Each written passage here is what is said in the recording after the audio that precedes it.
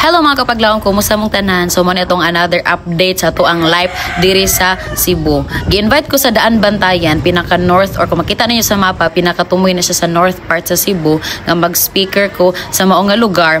So nibiyahe ko Thursday evening after sa duty, mga gikan mi alas 6 dito gikan sa SM North Bus, nibiyahe mi kay murag 5 hours ang biyahe gikan sa maong dapit tungod sa ka-traffic diri, des gamay ra ang dalan.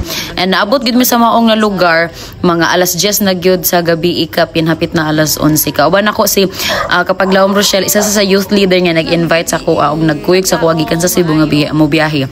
So adlaw nga Friday, preparation day siya, ni kuyog ko sa ilaha para ngumpra og mga gulay or mga pagkaon nga gamiton or kaunon para sa ugma nga fellowship. And gusto po na ako ma-explore sa Daan Bantayan. Actually, layo-layo gid siya. So dapat ako jung i-enjoy ako ang life diri kay tagsara ni mahitabo sa tong kinabuhi. So kung moabot ko sa imong life, i-enjoy gid nimo kay tagsara ko moabot sa imong life. Char. So nihabit mi sa ilahang balay before mi ato sa poblasyon, and ato na yung mga manok dito, lami kayong ihawon or lami kayong ipagsabong, hoy bad yan. And yes, na-meet na mo ni si Pastor Habagat. Actually kini siya lingaw kay ang story kina interview na ko ni siya sa panahon dito sa Mindanao during the Congress, and dulo ako nag-expect nga magkita diri sa Cebu, no? Gamay ra gyud ang kalibutan. So gimit na mo ang uban nga youth kay moadto na mi dito sa ilahang public market, mamalit mi og gulay. Mo giningon niya sa bisan unsa kadaghan nga gulay ang pilian, ikaw ra gyud isa ang nasa kong dughan. Pero ang kanindot gini mo ang malit ka og gulay kapag laom kay mo gwapa jud ka, mo na feeling nimo di ka confident og feeling nimo pangit ka adto lang sa merkado. Gwapa ka didto tanan sa ilaha. Char. So anak ko sa iyaha, anak ko sa tag-iya nga ma'am, maka save ba mi or maka budget pa mi diri sa gulay ninyo ana siya og kay gwapa man ka.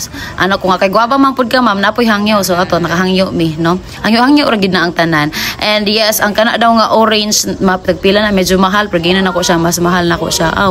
And nani si Ate Denden, isa ka follower na to, nagpaabot sa kuha kay mo picture jud lagi daw siya.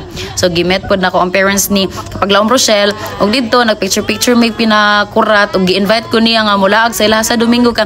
Mag-ihaw lagi mi og magtinula daw mig manok tas mamutong. So ato since ganahan man tawag pabukid gyud, pero mas ganahan jud ko nimo. So after ato ni ato mi sa kanang kumprahanan nila og mga groceries sa Prince, then hilig daw sa mga kabatanon diri kana nga tang mo to ning ko sige i-try pod nako na basig mas mulami ko. And nakametaw didto og mga followers na to makapaglam nga nagpa-picture, no, taas kay na siya, no, murag sama pod sa kong gugma sa mga perde gyung pagkataasa. So nabitingtal ko nga mopalit aning ice cream nga ubi kunuhan, and gipatisting ko kaon ani nilang Angel's Burger kay murag wa man dito sa Mindanao good. Ako unsa man nga pagka-angel katong itom. So after sa magpagpangumpra makapaglam ni abot mi sa church, and nashock ko kay nakita kog tarpaulin nga mas dako pa man akong nawong kaysa mga words. Sa man ni dagan ko eleksyon iboto ko ninyo, bahalag di ko mo daog basta daog ko nimo. Aw. Char. So ani nahitabo nga gihimo ko lang tig slice og lamas, gitapatabang ko nila og luto murag lara jud kong gipahimos lang diri ba. Ka luoy ba nato diri nga side. Well, pag tilaw na ko dara sa among giluto, vegetarian na siya nga bola-bola.